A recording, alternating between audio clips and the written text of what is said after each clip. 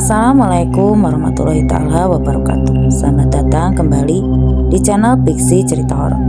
Untuk kisah kali ini ada sebuah kisah yang berjudul Misteri Hilangnya Uang Warga Kampung. Dan untuk seperti apa kisahnya, mari kita masuk ke ceritanya. Tak terasa sudah 2 hari hujan turun terus menerus di desa ini. Hujan yang disertai oleh petir yang menyambar sepanjang malam membuat semua orang yang sedang berada di dalam rumah kini resah oleh suara petir yang begitu menggelegar. Akan tetapi, rasa resah itu berbeda dengan satu keluarga yang ada di kampung. Ya, Elis, seorang janda dengan 2 orang anak yang menempati sebuah rumah, tampak kaget ketika ia melihat kotak penyimpanan uangnya hilang begitu saja. Uang yang ia kumpulkan selama menjadi buruh tani untuk pembayaran hutang yang menumpuk dan kebutuhan susu anaknya yang masih kecil kini lenyap tanpa sisa. Ia hanya tertegun saking kagetnya melihat kotak kosong itu dengan petir yang menyala di luar rumah. Ketika ia tersadar, ia langsung berlari mencari tahu siapa yang mengambil uang yang ada di dalam kotak kecil itu. Ia membuka pintu rumah dan langsung berlari. Ia tidak peduli dengan kondisi tubuhnya yang kini tampak basah. Rasa cemas, takut, dan juga khawatir kini sudah menjadi satu. Ia harus mencari tahu siapa yang sudah mengambil uang yang ada di dalam kotak penyimpanannya. Karena tanpa itu semua ia takut akan apa yang akan terjadi terhadap keluarganya apabila ia tidak bisa melunasi hutangnya. Hal itu rupanya tidak terjadi kepada Elis saja. Sudah beberapa hari terjadi. Sesuatu yang mengerikan di kampung Kemuni, tempat aku tinggal saat ini. Ya, sudah ada 3 keluarga yang kehilangan uang secara tiba-tiba. Tentu saja hal itu membuat siapapun gempar. Semua warga mencari siapa pelakunya. Namun hal itu tidak membuahkan hasil. Semua perangkat kampung dikerahkan untuk ronda malam. Namun itu juga tidak bisa mencegah hilangnya uang-uang warga yang ada di sana. Kita yang tinggal di sini, selain menjaga barang kita yang ada di rumah, kita juga harus bisa berdoa kepada Yang Maha Kuasa agar hal ini tidak terjadi lagi, ucap Pak Ustadz Ibrahim, salah satu guru pengajian, tampak serius membahas tentang hilangnya uang di kampungku pada saat ini. Sedangkan aku yang kini ikut pengajian rutin di setiap malam Selasa dan Jumat malam. Kamis di surau kecil terlihat serius mendengarkan ucapan dari Pak Ustadz Ibrahim. Tampaknya dirinya juga khawatir atas kejadian yang menimpa kampungku waktu itu. Sehingga ia ikut memberitahu agar kita semua berdoa untuk kampung yang kini gempar musibah itu. Tampak semuanya serius mendengarkan. Namun tiba-tiba ada seorang anak yang pada waktu itu berkata kepadanya malam itu, "Pak, kayaknya itu gara-gara persugihan dan kayaknya itu perbuatan Pak Topik yang tiba-tiba menjadi orang kaya, Pak. Dia mau pindah ke ibu kota." Ustadz Ibrahim kemudian mengangkat tangannya dan mendekatkan kepada mulutnya. Lalu ia menggelengkan kepala dan menenangkan anak itu dan anak-anak lain yang tiba-tiba riuh oleh perkataannya itu. Aku hanya terdiam mendengarkan hal tersebut. Memang Pak Topik yang awalnya hanya buruh tani di ladang persawahan kecil, kini memiliki banyak sekali harta. Konon katanya ada pekerjaan di kota yang membuat dirinya seperti ini. Akan tetapi banyak orang-orang yang tidak percaya akan hal itu. Ia yang hanya lulusan SD tidak mungkin bisa mempunyai harta yang banyak dalam waktu yang sangat singkat. Sehingga muncullah anggapan bahwa Pak Topik melakukan pesugihan. Apalagi dengan hilangnya uang-uang warga secara misterius. Aku sempat bertanya kepada Bapak yang merupakan teman dekat dari Pak Topik mengenai hal ini. Akan tetapi Bapak menjawab bahwa apa yang dituduhkan warga kampung itu salah besar. Dan untungnya beliau tidak ikut menuduh Pak Topik seperti warga yang lainnya. Apa yang dirumorkan warga rupanya membuat Pak Topik marah hingga ia memilih untuk meninggalkan kampung dan pindah ke ibu kota karena ia tahu ia tidak mau dituduh menjadi pelaku persugihan. Aku terus memikirkan hilangnya uang-uang di kampung, bahkan hingga hari ini di hari Minggu yang cerah dengan hawa angin yang berembus dari arah sawah yang kini mulai mengering. "Bu, kok Bapak belum pulang ya? Anterin Pak Topik ke kotanya," kataku kepada ibu. Ibu yang kala itu sedang memotong sayuran di dekatku hanya tersenyum dan juga menjawab, "Ya, Mungkin pindahannya lama, Neng. Kan harus beres-beres dulu, nurunin barang-barangnya. Belum, terus bersih-bersih rumahnya. Kan belum juga. Masalahnya lama atau tidak, ya biarkan saja toh, Neng. Bapak sengaja mau melakukan itu karena kita butuh uang. Mendengarkan hal itu, aku pun kembali terdiam. Ya, memang sawah yang kami garap gagal panen kali ini membuat kita kekurangan uang untuk bertahan hidup. Hujan yang muncul dalam beberapa hari ini pun tampaknya tidak membuat sawah yang Bapak garap tidak kembali menghijau. Semuanya masih gersang dengan tanah yang terbelah akibat kekurangan air, sehingga Bapak rela ikut ke kota bersama dengan Pak Topik agar dirinya bisa mendapatkan tambahan uang untuk kebutuhan kita semua. Aku memandangi langit yang biru tanpa awan. 4 hari kemudian, Bapak akhirnya pulang, tepat di mana hari itu aku pulang sekolah. Aku seketika berlari dari pematang sawah untuk menyambut kedatangan Bapak. Akan tetapi Bapak dan Ibu terlihat sedang sibuk. Di dalam rumah, tampaknya sedang mengeluarkan lemari pakaian yang ada di kamar, sebuah lemari tua yang tampak reot dan diisi oleh baju-baju yang disimpan begitu saja, sehingga tampak berantakan. Di dekat lemari itu terdapat sebuah cermin besar yang tidak tahu didapatkan dari mana oleh Bapak. Cermin itu sangat besar, berukuran 1,5 meter, dengan ukiran yang aneh di sudutnya. Bapak juga tampak menggantungkan pisang yang baru saja dipetik dari pohon di sebelah cermin itu. Aku mendadak bingung atas apa yang dilakukan oleh Bapak dan Ibu di dalam rumah. Semuanya terasa sangat aneh. Bu, Pak, kenapa menggantung pisang di dalam kamar? Tanyaku kepada mereka. Ibu dan juga Bapak yang tampak serius tiba-tiba kaget akan kehadiranku. Mereka menjawab dengan terbata-bata atas apa yang sedang ia lakukan. Ini barang dari rumah Pak Topik yang gak kebawa, katanya sih boleh dibawa pulang, ucap Bapak dengan sedikit tersenyum. Aku sedikit melihat kembali ke cermin besar itu. Cermin itu tampak antik, apalagi dengan ukiran yang ada di setiap sudutnya.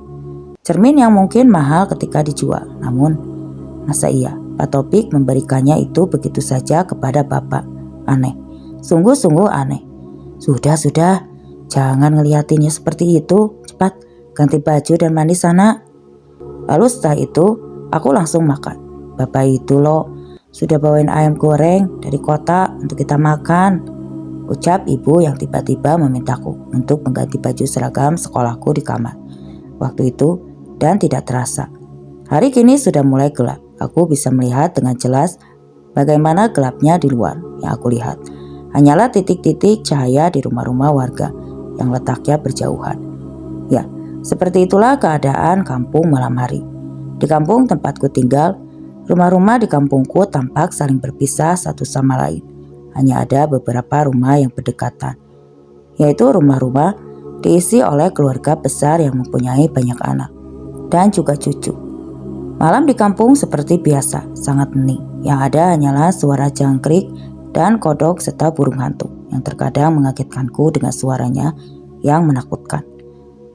Aku tidak bisa tidur lebih awal karena ada beberapa tugas sekolah yang harus aku selesaikan.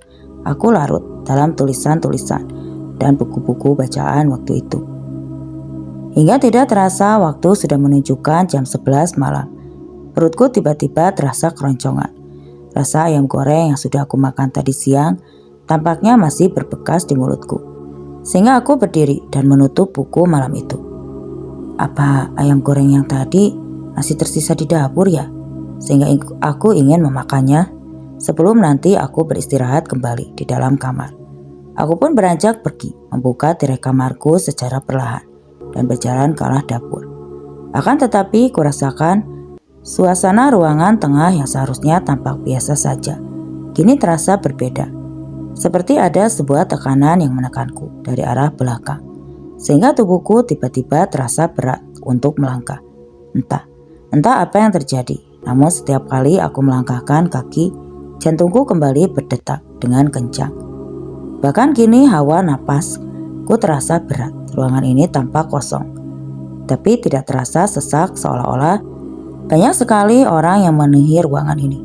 Mereka saling berdempetan satu sama lain, saling memenuhi setiap sudut ruangan, sehingga membuatku yang sedang melangkahkan kaki pun merasa kesusahan untuk melangkah. Jujur, aku sangat takut dengan suasana ini. Tidak seperti biasanya, aku merasakan aura yang membuatku ketakutan di dalam rumah sendiri.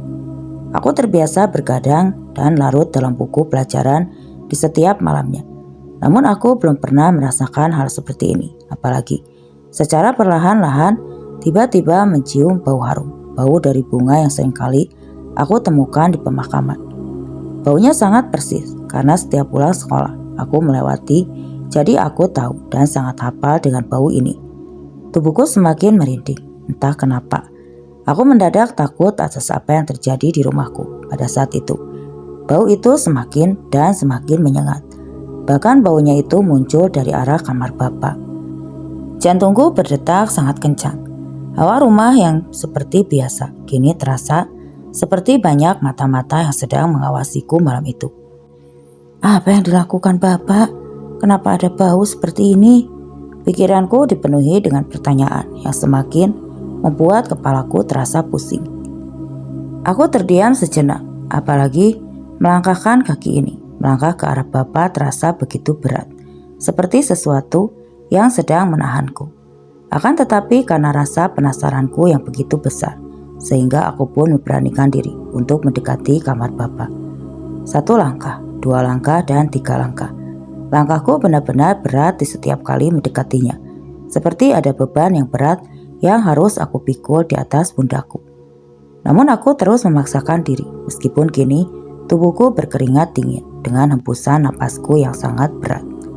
Tidak lama kemudian akhirnya aku pun sampai di depan kamar Bapak. Sebuah ruangan kamar yang tertutup oleh tirai berwarna hijau tua, di mana di sanalah bau wewangian bunga-bunga pemakaman itu berasal.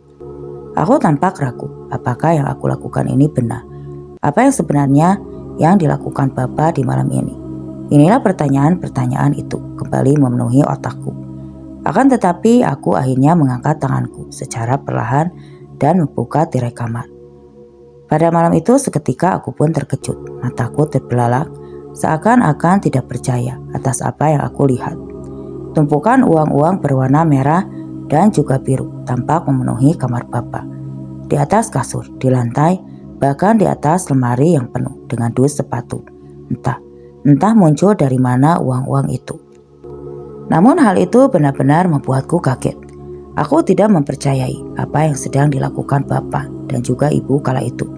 Mereka terlihat senang. Mereka menciumi uang-uang itu di depan cermin besar yang Bapak pasang tadi. Di sekitar mereka tampak pula pisang yang sudah dikupas dan hanya tersisa kulitnya saja. Aku hanya menggelengkan kepala atas apa yang aku lihat. Ingin aku bertanya apa yang sebenarnya terjadi di dalam kamar itu. Akan tetapi secara tiba-tiba mereka menoleh ke arahku secara bersamaan. "Neng," ucap Ibu yang tiba-tiba berdiri dan langsung menghampiriku yang berada di depan pintu. Tubuhku didorong secara perlahan oleh Ibu sehingga aku mundur beberapa langkah. Sedangkan Bapak ia hanya berdiri sampai pintu kamar dan penutup tirai kamar secara perlahan sembari melihatku tanpa ekspresi saat itu.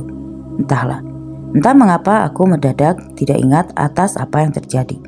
Semua terasa seperti mimpi karena seketika aku sadar kembali aku sudah ada di dalam kamar dengan kicauan burung pagi yang membuatku terbangun. "Neng, ayo sarapan, siap-siap sekolah." Ibuku memanggilku sambil berteriak-teriak. Aku pun langsung bergegas bangun dan berlari ke ruang tengah. Di sana aku merasa heran karena semua apa yang aku lihat semalam kini menghilang begitu saja. Suasana di dalam rumah kini kembali seperti biasa.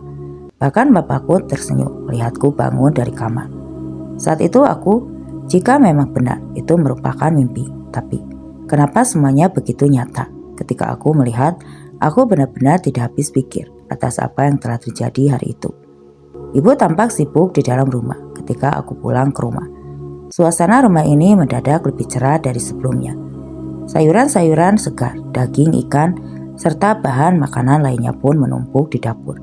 Sedangkan Bapak, aku tidak melihatnya di siang ini. Ia menghilang entah kemana. Ibu mengatakan bahwa Bapak kini bekerja. untuk mengurus kebun pisang di kampung sebelah. Sehingga ketika pulang, ia selalu membawa satu tandan pisang untuk dibawa ke rumah. Namun anehnya tidak pernah sekalipun aku makan pisang itu. Pisang-pisang itu selalu dibawa ke kamar dan digantung di dekat kaca besar yang ada di dalamnya. Suasana rumah yang terasa cerah karena Bapak kini mempunyai penghasilan lagi, bahkan mungkin kali ini lebih dari cukup daripada membajak sawah yang mengering di depan rumah. Namun terasa berbeda ketika malam tiba. Suasana rumah terasa lebih hening, seperti ada mata yang mengawasiku dan untuk beraktivitas. Bahkan sikap ibu dan juga bapak ketika malam mulai berbeda. Dia kini sering menyuruhku untuk tidur lebih awal dan tidak memperbolehkan untuk memasuki kamar mereka. Bilangnya mereka ingin punya anak lagi yang akan menjadi adik kecil untukku, sehingga mereka wajar bilang seperti itu kepadaku. Karena mungkin mereka malu ketika aku masih terbangun di tengah malam ketika mereka sedang ingin bersetubuh pada malam tersebut. Akan tetapi, entah mengapa alasan itu tampak tidak masuk akal bagiku. Semuanya terasa janggal, semuanya terasa tidak saling berhubungan satu sama lain. Apalagi menyangkut pisang yang setiap hari Bapak bawa, entah dari mana, dan digantung di dekat cermin besar pemberian Pak Topik. Semakin hari, suasana rumah tampak bahagia. Ibu kini sudah mulai bisa memberi peralatan dapur. Semua peralatan lama dibuang dan diganti dengan yang baru. Rumah pun kini mulai diperbaiki secara perlahan-lahan. Atap-atap yang bocor dan tembok yang kusam kini sudah dicat sehingga tampak baru. Semenjak bekerja di kebun pisang, Bapak kini selalu membawa uang banyak. Uang yang membuat kehidupan kita meningkat secara perlahan-lahan. Namun suasana malam yang tampak berbeda terus saja aku rasakan. Ibu kini sering mengecek kamarku dan memastikan aku harus tidur jam 10 malam. Bahkan Bapak sedikit marah ketika aku masih mengerjakan tugas sekolah ketika larut malam. Entahlah apa yang telah terjadi, namun lagi-lagi alasannya karena ibu sedang program hamil, sehingga aku tidak ingin mengganggu aktivitas malam mereka. Seminggu setelah kejadian itu, tepatnya ketika aku pulang dari pengajian rutin di surah, aku dikejutkan oleh beberapa bayangan yang melompat di antara pepohonan dekat rumah. Bayangan-bayangan seperti kera kecil yang muncul begitu saja di sekitaran rumah. Awalnya aku tidak memikirkan keanehan itu. Aku masih berpikir positif. Karena mungkin saja mereka datang untuk mencari makan. Karena melihat Bapak seringkali membawa pisang sepulang bekerja. Akan tetapi sesuatu terjadi di luar apa yang aku pikirkan.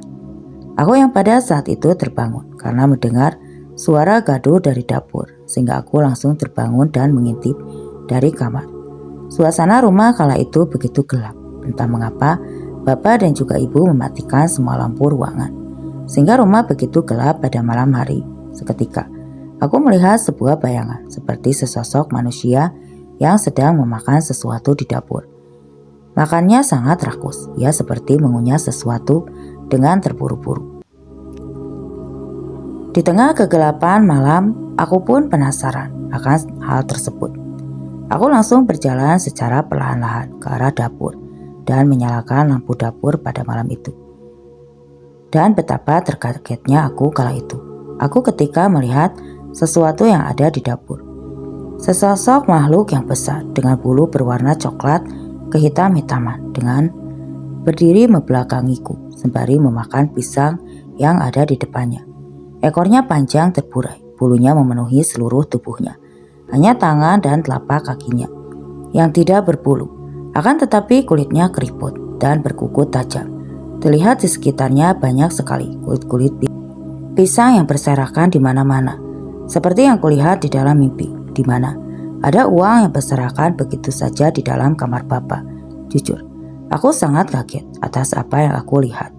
Seseorang yang aku anggap Bapak ternyata adalah salah satu sosok yang tidak aku kenali. Seekor kera yang besar yang tengah asik memakan pisang yang ada di depannya.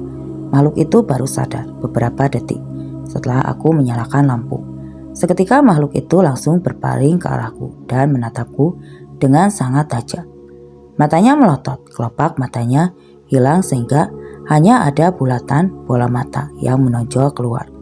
Wajahnya dikelilingi oleh bulu yang menutupi seluruh tubuhnya. Dia mirip kera yang sangat besar, namun wajahnya tampak sedikit lebih pucat dan lebih mengerikan. Karena gigi taringnya mencuat tajam keluar. Sontak, aku buru-buru mundur beberapa langkah. Ia tampak marah atas apa yang aku lihat pada saat itu. Seketika mulutnya terbuka. Aku dengan jelas melihat gigi taring dengan mulut yang menganga. Bahkan ia langsung melemparkan pisang yang sedang dipegangnya. Sehingga aku langsung berbalik ke belakang dan berlari ke dalam kamar. Jantungku berdetak dengan kencang. Aku benar-benar takut atas apa yang aku lihat. Kenapa ada makhluk seperti ini di rumahku? Keringat dingin langsung memenuhi tubuhku. Napasku terasa berat. Dengan bulu kuduku yang langsung merinding. Aku langsung duduk dan menyender di tembok. Kedua tanganku aku dekatkan ke dada. Berharap aku bisa mengontrol detak jantungku kala itu. Akan tetapi, suasana tiba-tiba hening kembali. Suara gaduh dari dapur. Entah mengapa tidak terdengar lagi. Suara dari makhluk itu seperti tiba-tiba menghilang begitu saja.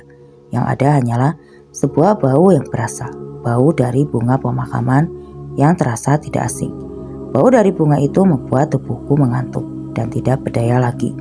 Secara perlahan-lahan, aku mulai memejamkan mata dan tertidur dengan sendirinya, sembari menyender ke tembok. Pagi hari aku dikejutkan oleh suara dari bapak yang tampak marah kepada ibu yang membuatku terbangun. Secara samar-samar aku mendengar kata pisang yang disimpan di dapur. Aku tidak tahu persis apa yang mereka bicarakan. Namun aku mendengar kembali bahwa ibu lupa memindahkan pisang itu ke kamar. Sehingga hal itu membuat bapak sangat marah. Seketika aku kaget mendengar hal tersebut. Rupanya apa yang aku lihat bukanlah sebuah mimpi. Aku langsung bangun dan berlari keluar. Dari kamar di sana, aku melihat ibu sedang membersihkan kulit-kulit pisang yang berserakan begitu saja di dapur. Hal itu membuatku lebih yakin bahwa apa yang aku lihat ketika malam bukanlah sebuah mimpi atau halusinasi, melainkan memang benar. Ada makhluk berwujud kera besar yang muncul di dapur. Ibu dan juga bapak tampak kaget ketika aku keluar kamar.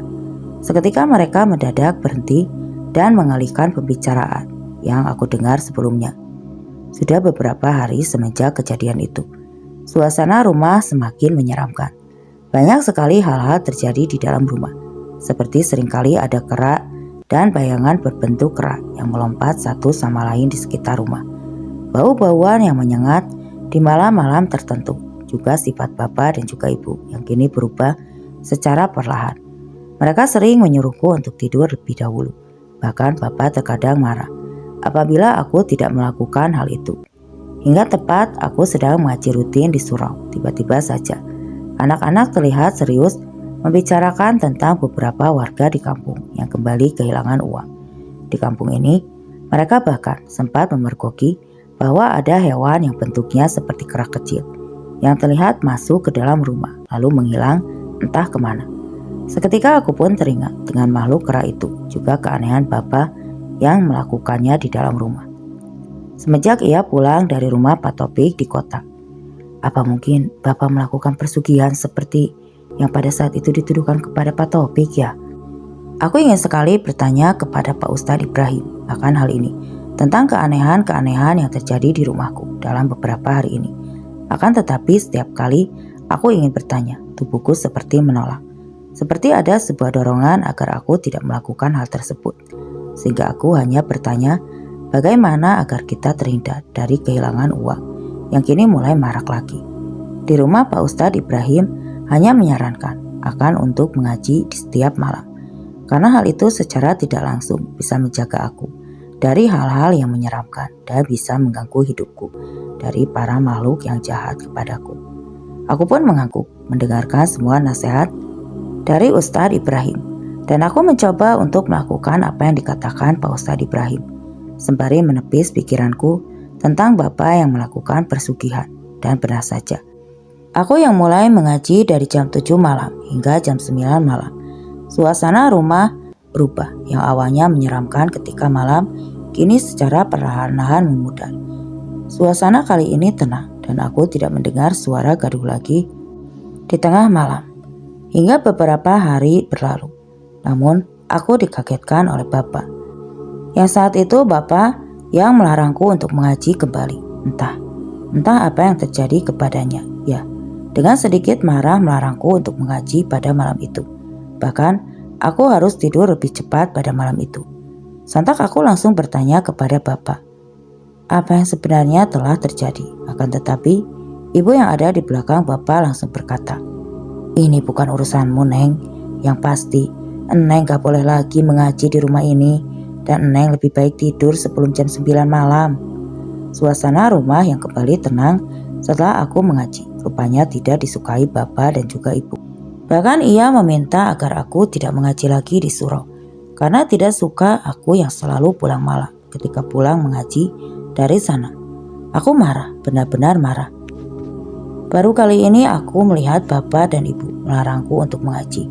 Padahal sebelumnya mereka sendiri yang menyarankan aku untuk ikut mengaji di surau bersama Ustadz Ibrahim sedari kecil. Aku malah curiga semakin banyak pikiranku tentang persugihan memang dilakukan oleh kedua orang tuaku. Buktinya, ketika aku mengaji di rumah, mereka malah marah, bahkan melarangku untuk mengaji lagi di surau. Di setiap malamnya bapak terus-menerus mengomel tentang apa yang aku lakukan.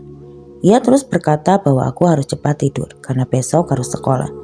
Aku yang marah langsung berlari ke kasur dan menarik selimutku hingga seluruh tubuhku tertutup. Rupanya ibu dan juga bapak menungguku hingga benar-benar tertidur di sana. Akan tetapi wajah mereka tampak cemas sehingga beberapa kali melihat jam dinding yang bergerak sembari berbisik satu sama lain sambil menunjuk ke jam yang ada di sudut kamarku. 1 jam berlalu, rasa marah yang aku rasakan membuatku mengantuk. Ibu dan bapak akhirnya pergi keluar kamar, sembari tergesa-gesa dan tepat jam 12 malam. Entah mengapa seperti ada kedorongan dalam tubuhku sendiri yang membuat aku tiba-tiba membukakan mata.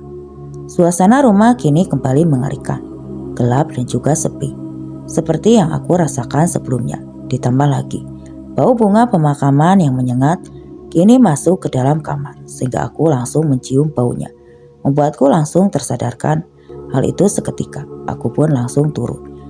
Rasa ketidakpercayaanku atas rumor persugihan yang membuat uang-uang para warga menghilang membuatku penasaran. Karena semuanya seperti berkaitan satu sama lain. Banyak sekali cerita bahwa mereka melihat kerak kecil yang melompat di atap-atap rumah sebelum mereka kehilangan uang. Malam itu, bahkan di antara mereka, ada yang berubah menjadi kulit pisang di tempat penyimpanan uangnya secara mendadak. Ada pula yang berkata bahwa melihat kerap besar seukuran manusia yang keluyuran di sekitar kampung di malam-malam tertentu.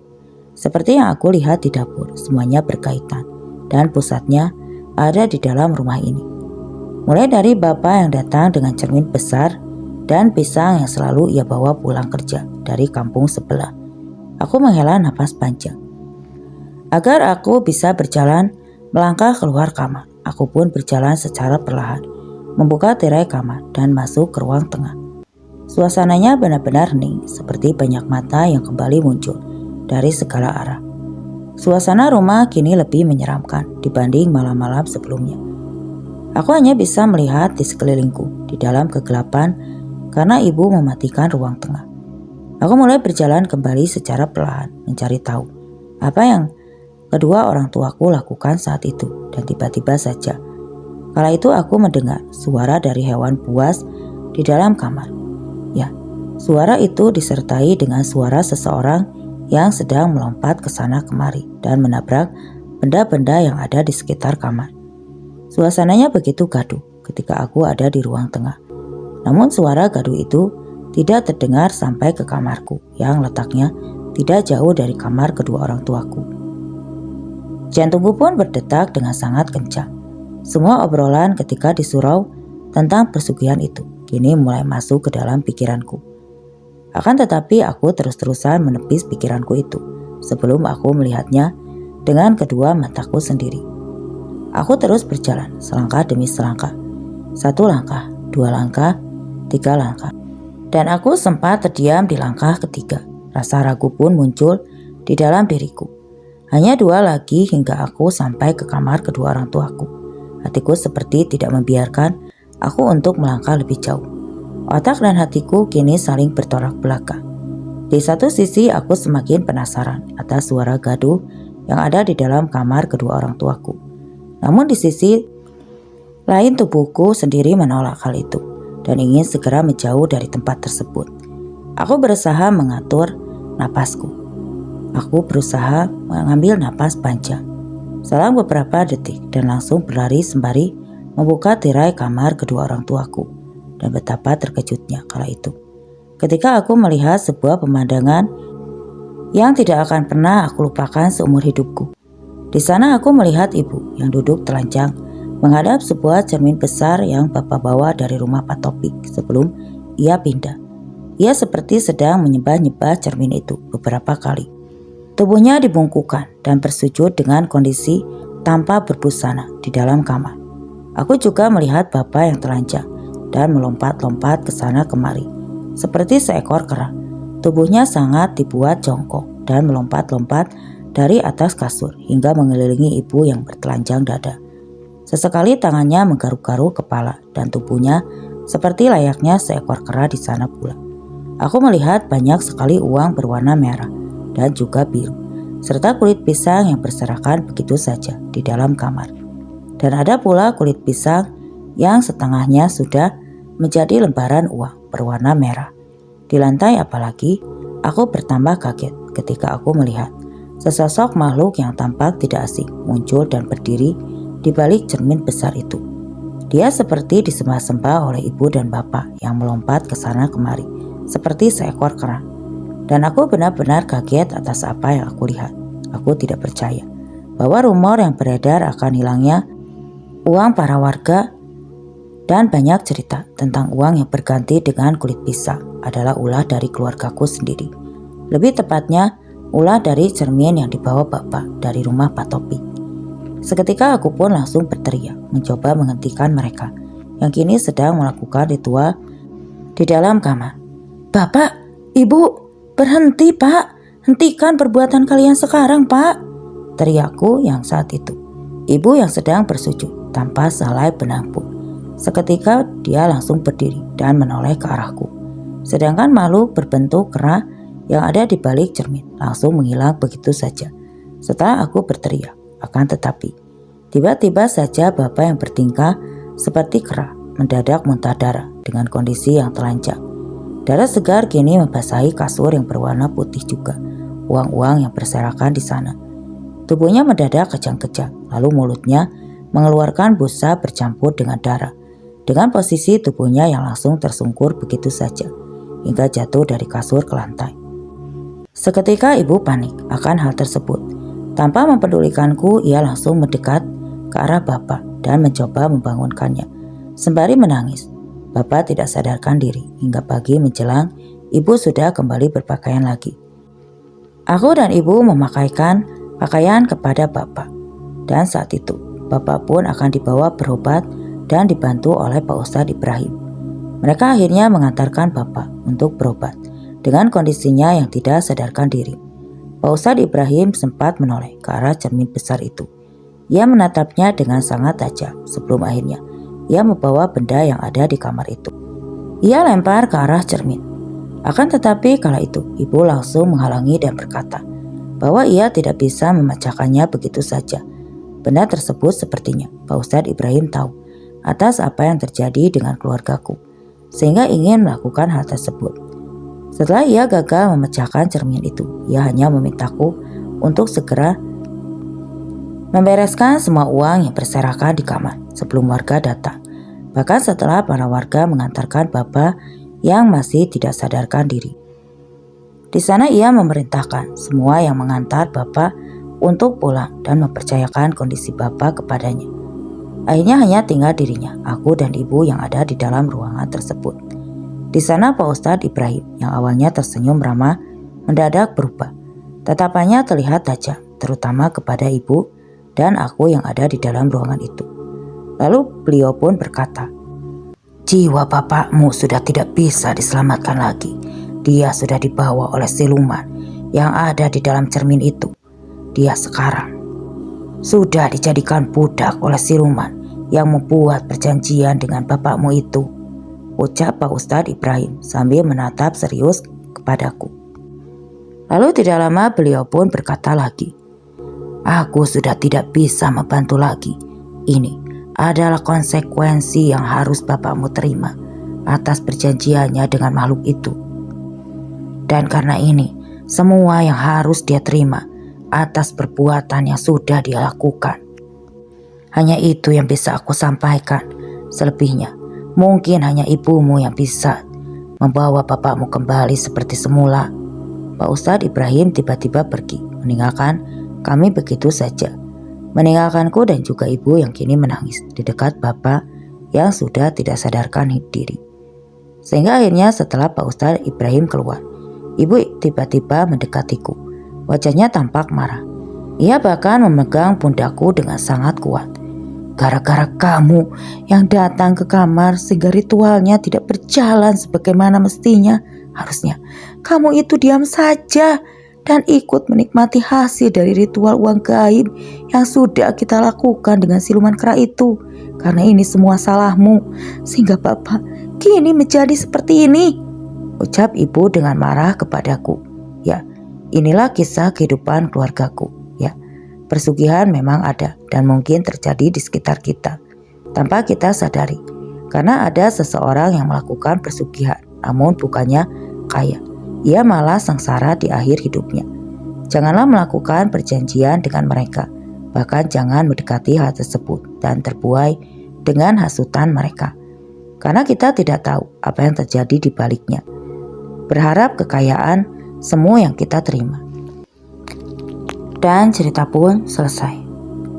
Oke teman-teman, sekian untuk kisah kali ini. Semoga apa yang saya sampaikan dalam kisah ini dapat menjadikan pembelajaran untuk kita semua.